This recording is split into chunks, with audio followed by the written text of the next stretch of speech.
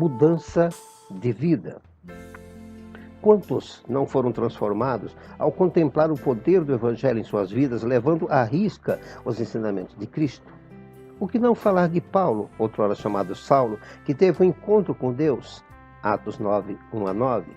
Anteriormente ele perseguia e matava os cristãos, mas, ao ter um encontro com Deus, sua vida foi transformada de tal maneira que de perseguidor passou a ser admirador e, em consequência, perseguido. Paulo escreveu a maior parte das epístolas do Novo Testamento. Seus ensinamentos moldaram a igreja em seu nascedouro. Nem mesmo os apóstolos que estiveram com Jesus, andaram com ele, comeram com ele, foram tão transformados como foi Paulo. Isso vem a provar o quanto as pessoas podem mudar se desejarem, se entenderem que o caminho no qual estão seguindo é errado e que uma mudança certamente lhes trará o melhor para as suas vidas. Conheci uma pessoa. O apelido dele era Pinguinha. Como o próprio apelido diz, ele bebia demais. Não parava em emprego e um dia ele me procurou na empresa na qual era supervisor, pedindo uma vaga. Por conhecer o seu passado, fazer isso seria muito temerário. Contudo, ele me contou uma história que me fez mudar de ideia. Contou-me ele que um dia, depois de tanto beber, foi parar literalmente na sarjeta, onde um cachorro lambia sua boca. Naquele momento, seu filho, o mais novo, foi buscá-lo com um carrinho de pedreiro. Junto com ele, a sua irmã menor, com menos de 7 anos. Ao olhar para o pai, ela perguntou: "Pai, é o senhor?" E começou a chorar, ao ver o estado no qual o pai se encontrava. No meio de todo o álcool, no meio de toda a embriaguez, ele sentiu seu coração dolorido por sua filha tê-lo visto naquele estado e, naquele momento, tomou a decisão de nunca mais beber. Nunca mais em sua vida iria causar desgosto não apenas à sua filha e à sua família. Vi sinceridade em seu olhar. Vi que diante de mim estava um homem transformado. Eu poderia dizer que ele se converteu em uma igreja, foi transformado pelo poder de Deus, que alguém pregou a palavra de Deus e ele se transformou. Não, eu estaria mentindo.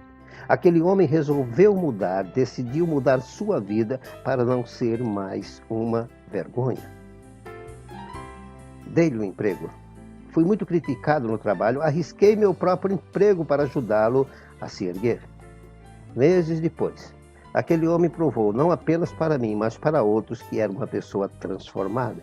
Aos poucos foi assimilando o seu trabalho e de um simples ajudante foi trocando de posto e até onde eu tomei conhecimento, estava conseguindo um cargo melhor, de supervisor. Ele decidiu mudar. Estou falando de uma pessoa viciada na bebida, mas quantos outros, com vícios ainda piores, não se transformaram? Quantos outros que antes eram humilhantes não foram transformados? Falei de alguém que tomou a decisão de mudar, não um personagem histórico, mas uma pessoa real. O que eu quero dizer com isso? Que as pessoas têm livre-arbítrio para transformar suas vidas, se persistirem, se desejarem. É como uma pessoa que precisa fazer um regime, é uma questão de posicionamento. Sei que existem pessoas que têm problemas físicos, uma glândula as faz engordar, mas existem aqueles que são glutões, que não têm controle sobre o seu corpo. Agora, falando para cristãos, ou aqueles que se chamam de evangélicos, quantos que estão na igreja não estão em situações semelhantes? Quantos não são viciados em alguma coisa, seja em bebida, jogo, pornografia, sexo ilícito? Quantos não estão dentro da igreja e não levam uma vida santa? Quantos não estão vivendo nem ao menos 1% do que diz a palavra de Deus? Conheci muitos daqueles que frequentavam a igreja, mas não viviam uma vida de cristão.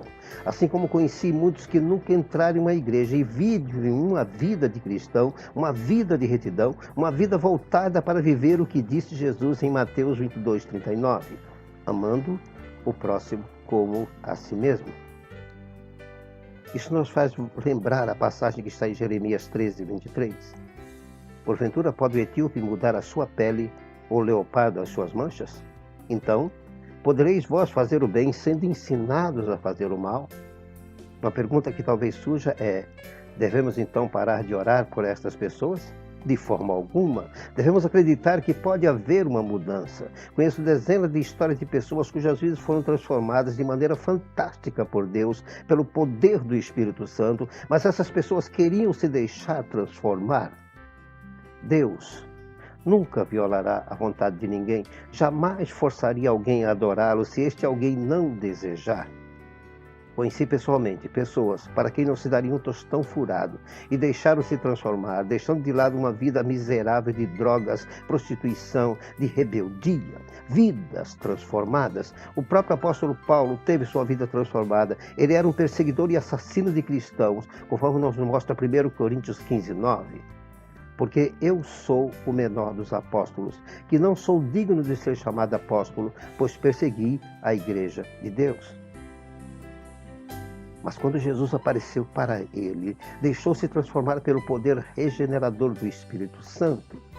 E em 1 Coríntios 15, 10 ele diz: mas pela graça de Deus sou o que sou, e a sua graça para comigo não foi em vão.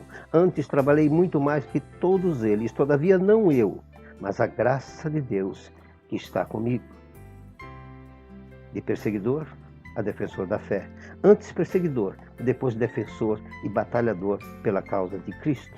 Uma transformação maravilhosa para alguém que deixou-se transformar, deixou-se ser trabalhado pelo poder de Deus. Como vemos, existem pessoas que permitem que Deus trabalhe em suas vidas, deixam-se transformar, mudam o rumo de suas vidas. Mudar é opcional.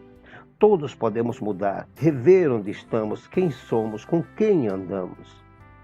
Existem momentos na vida que precisamos olhar para o presente, pesar as circunstâncias que nos cercam, com quem andamos ou vivemos, pesar até onde podemos chegar, o que temos e qual o preço que poderemos pagar a longo prazo. Empregos não são para sempre. Amigos não são para sempre. Relacionamentos nem todos são para sempre.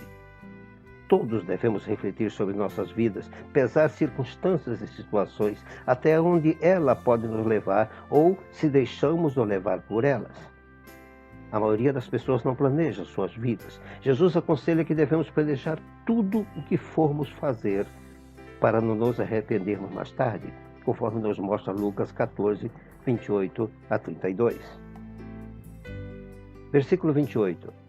Pois qual de vós, querendo edificar uma torre, não se assenta primeiro a fazer as contas dos gastos para ver se tem com que acabar? 29. Para que não aconteça que depois de haver posto os alicerces e não a podendo acabar, todos os que a virem comecem a escarnecer dele. 30. Dizendo, este homem começou a edificar e não pôde acabar. 31. Ou qual é o rei que, indo à guerra pelejar contra outro rei, não se assenta primeiro a tomar conselho sobre se com 10.000 pode sair ao encontro do que vem contra ele com 20.000?